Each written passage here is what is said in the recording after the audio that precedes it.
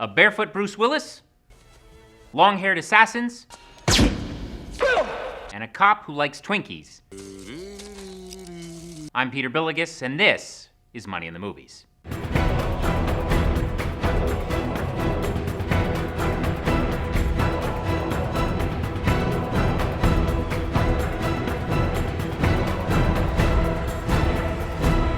Hello and welcome to Money in the Movies, where we review films based on their financial accuracy.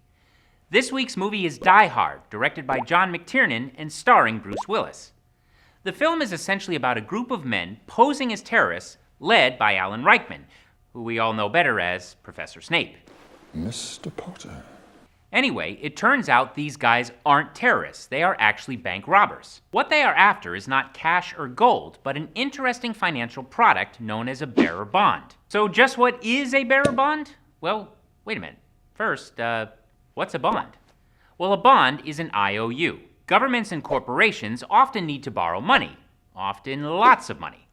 Rather than going to a bank, it can be easier and cheaper for them to borrow it from, well, investors like you and me. A company or government might sell 1 million bonds for $1,000 each.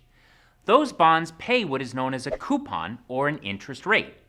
Bonds also have a maturity date, which is the date that they expire. So if you bought a $1,000 bond with a 5-year maturity and a 5% coupon, you would get $50 a year for 5 years, and at the end of those 5 years, you would get your $1,000 back. But the bonds referred to in Die Hard are bearer bonds.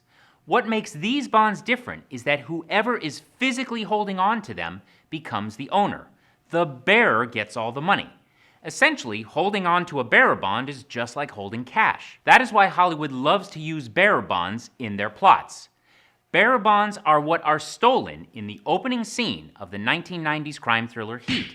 And the Da Vinci Code also mentions bearer bonds in the storyline. Bearer bonds are no longer issued by the United States government, but some countries and private corporations still do issue them. While bearer bonds make an interesting movie subplot, for most people they're just not a good investment, because if you misplace them, it's just like misplacing cash. In terms of Die Hard's accuracy, I do need to give it 3 out of 3 dollar signs for its accurate portrayal of bearer bonds and how they work. Had the bank robbers gotten away with those bearer bonds, they would have been entitled to all the money that those bonds were worth. I'm Peter Bielagus, and this is Money in the Movies.